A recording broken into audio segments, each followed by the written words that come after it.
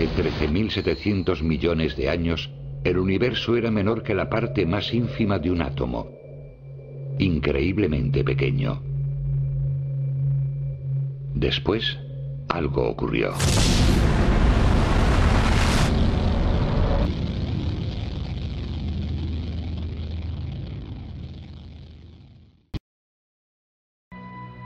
La astronomía antigua aceptaba una concepción del universo enunciada en el siglo IV a.C.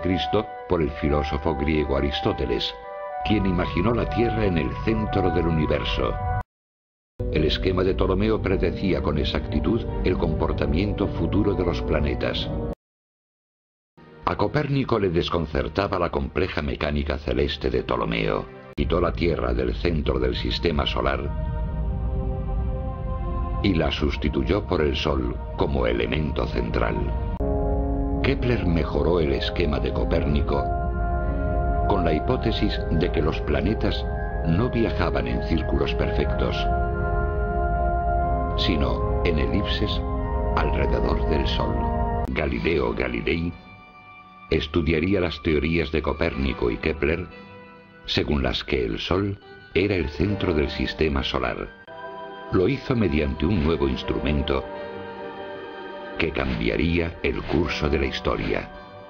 Por tanto, Galileo, con su telescopio, quitó a la Tierra del centro del universo y dijo que no era el centro de nada, sino un planeta más. Galileo es el primer científico moderno, puesto que realizó numerosas observaciones con telescopio, propuso teorías que concordaban con sus observaciones y se atrevió a cuestionar la ortodoxia de la época. Isaac Newton, nacido en 1643, explicó el mecanismo por el que se movían los planetas. La clave de todo es la gravedad. En 1915, Einstein elaboró su teoría de la relatividad general, que modificaba la de la relatividad especial para incluir la gravedad y su efecto en este tejido de espacio-tiempo. Para impedir que la gravedad destruyese el universo, Einstein imaginó una fuerza igual y opuesta a la gravedad. El padre Georges Lemaitre sostenía que el universo tenía un origen. Lemaitre creía que el universo había comenzado con lo que él llamó átomo primigenio, un huevo cósmico enormemente caliente y denso que en algún momento del pasado explotó. El astrónomo Edwin Hubble comprobó que nuestro Sol era una estrella entre los miles de millones de la Vía Láctea. ¿Qué extensión tenía exactamente? Edwin Hubble resolvió ese problema creando lo que se denomina vela estándar. Hubble halló una de esas velas estándar en un remolino de estrellas denominado Nebulosa de Andrómeda. Entonces Hubble calculó la distancia y vio que esa galaxia estaba a 1 millón de años luz de distancia. Surgió una teoría plausible alternativa al Big Bang, denominada teoría del estado estable, según la cual el universo existía desde siempre y no tendría fin. Propuesta por el astrónomo Fred Hoyle, se formuló sobre una teoría del origen de los elementos, nitrógeno, carbono y más de 100 otros de la tabla periódica. A temperatura extrema, el hidrógeno se funde para formar helio, y este se transforma en distintos elementos más pesados. Gamow recurrió a los átomos, igual que hizo Hoyle, para apoyar su teoría rival. Gamow sostenía que el hidrógeno, el helio y los demás elementos se habían creado en los primeros minutos abrasadores del universo, en un gran estallido, cuando la temperatura era de miles de grados más alta que la del núcleo de cualquier estrella. Alpher y su compañero Robert Herman pulieron el pronóstico de Lemaitre sobre el calor remanente detectable de la creación, una prueba contundente que apoyaba el Big Bang. Mi profesor, Bogdicki, tuvo la idea de buscar esa radiación residual del Big Bang. A principios de los 80, Alan Guth formuló la idea de que tal vez el universo procedía de un volumen diminuto. Tan diminuto que dentro de ese volumen, en el pasado, hubo tiempo suficiente para que esos puntos distintos se comunicasen e igualasen su temperatura. Justo después de ese momento, Good sostenía que el universo se había expandido a más velocidad incluso que la luz. La sonda Wilkinson de anisotropía de microondas, o misión WMAP, proyectaba fotografiar el calor fósil remanente del Big Bang que Penzias y Wilson habían hallado. La claridad de los datos dejó atónitos a los científicos.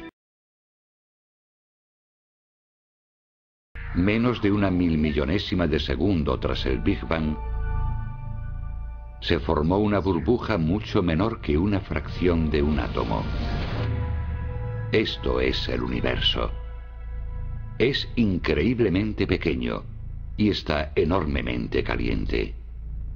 Dentro de esa burbuja, las 4 fuerzas conocidas de la naturaleza, la gravedad, el electromagnetismo, más la fuerza nuclear fuerte y la débil, están amalgamadas en una superfuerza.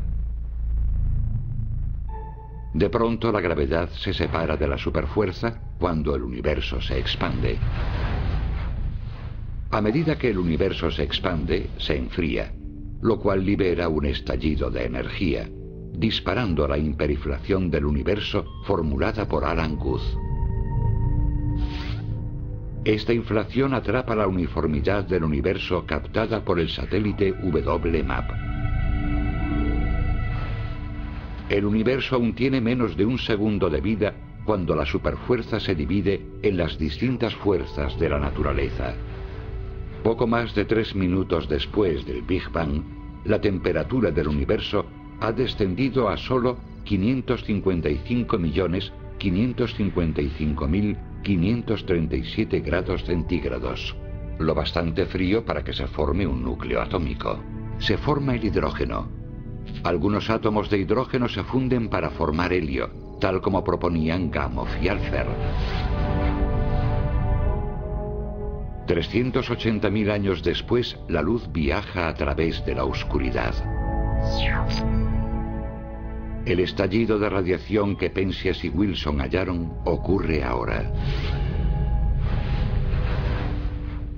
1000 millones de años después del Big Bang, las estrellas toman forma, produciendo los elementos más pesados como el nitrógeno, el oxígeno y el carbono, como Hoyle predijo. Pasados unos 9.000 millones de años, la materia y la gravedad se unen para formar una estrella perfectamente típica. La presión crea calor en su núcleo. Ese calor dispara una fusión termonuclear y nace una estrella. El flujo estelar despeja los gases residuales. Queda un disco circumestelar de polvo y con el tiempo se incorpora a un séquito de planetas y lunas.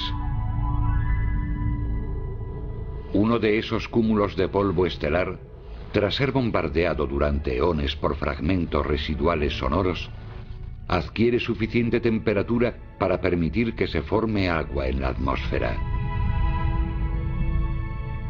El agua líquida se reúne en la superficie del planeta.